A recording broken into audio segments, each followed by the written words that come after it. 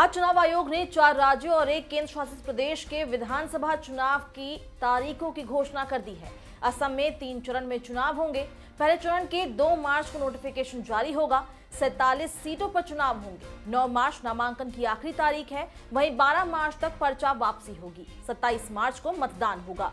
वहीं दूसरे फेज की बात करें तो दूसरे फेज में 49 सीटों पर 1 अप्रैल को वोटिंग होगी। वहीं तीसरे फेज में 48 सीटों पर 6 अप्रैल को वोटिंग होनी है।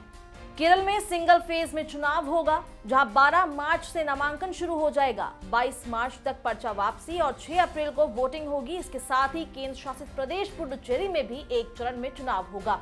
12 मार्च से नामांकन शुरू होगा और 6 अप्रैल को वोटिंग होगी। तमिलनाडु की बात करें तो तमिलनाडु की सभी 234 सीटों पर सिंगल फेज में चुनाव होंगे। 6 अप्रैल को वोटिंग की जाएगी। कन्याकुमारी लोकसभा सीट पर उपचुनाव के लिए भी 6 अप्रैल को ही वोटिंग होनी है। वहीं पश्चिम बंगाल में 8 चरणों में चुनाव होगा, जहां पहले चरण में 5 जिलों में वोटिंग होगी। पुरुलिया, बांकुरा, झारग्राम, पश्चिम मिदनापुर पार्ट 1, पूर्वी मिदनापुर पार्ट 1 में 27 मार्च को वोटिंग होगी। दूसरे चरण में बांकुरा पार्ट 2, पश्चिम मिदनापुर पार्ट 2, पूर्व मिदनापुर पार्ट 2, दक्षिण परगना पार्ट 1 में 1 अप्रैल को वोटिंग होगी। तीसरे चरण में 33 सीटों में 6 अप्रैल को मतदान होना है। चौथे चरण में 44 विधानसभा सीटों पर चुनाव होंगे। 10 अप्रैल को वोटिंग होगी। हावड़ा पार्ट 2, हुबली पार्ट 2, दक्षिण परगना पार्ट 3, कूच बिहार जिलों में वोटिंग होनी है। वहीं 5वें चरण की बात करें तो 45 सीटों पर 17 अप्रैल को वोटिंग होगी। छठे चरण में 43 विधानसभा सीटों पर चुनाव होने हैं, जिसकी 22 अप्रैल को वोटिंग होगी।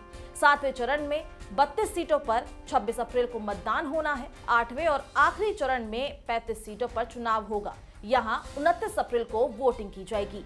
चुनाव भले ही सभी राज्यों में अलग अलग तारीखों पर हो रहे हों, लेकिन जो रिजल्ट है वो 2 मई को ही सभी विधानसभा के चुनाव के एक साथ आएंगे।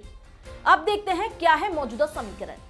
पश्चिम बंगाल में विधानसभा की 294 सीटें हैं। यहाँ ममता बनर्जी की नेतृत्व वाली तृणमूल कांग्रेस की सरकार है। पिछले चुनाव में टीएमसी को सबसे ज्यादा 211, कांग्रेस को 44, लेफ्ट को 26 और बीजेपी सिर्फ 3 सीट ही जीती थी। लेकिन लोकसभा चुनाव में बीजेपी को मिली कामयाबी के बाद इस बार का मुकाबला टीएमसी और बीजेपी के बीच माना जा रहा है। वहीं असम में विधानसभा की 126 सीटें हैं। बहुमत के लिए 64 सीटों की जरूरत होती है। वर्तमान में यहाँ भाजपा की अगुवाई में एनडीए की सरकार है। सर्बानंद सोनोवाल यहाँ के मुख्यमंत्री हैं। पिछले चुनाव में भाजपा ने 89 सीटों पर चुनाव लड़ा था, जिसमें से 60 सीटों पर भाजपा की जीत हुई थी। असम गण परिषद ने 30 में से 14 सीटों पर जीत हासिल की थी। बोडोलैंड पीपल फ्रंट ने 13 में से 12 सीटों पर जीत दर्ज की थी। कांग्रेस 122 सीटों पर चुनाव लड़ी, लेकिन महज 26 सीटों पर ही सिमट कर रह गई। वहीं केरल में 140 विधानसभा सीटें हैं। फिलहाल यहाँ पिनरई विजयन की अगुवाई वाली लेफ्ट डेमोक्रेटिक फ्रंट की सरकार है। पिछले चुनाव में यहाँ एलडीएफ को 91 और कांग्रेस के नेतृत्व वाले यूनाइटेड डेमोक्रेटिक फ्रंट को 47 सीटें मिली थी। तमिलनाडु में 234 विधानसभा सीटें हैं। वर्तमान में यहाँ ई पलानीसामी की अगुवाई वाली एआईएडीएमके की सरकार है।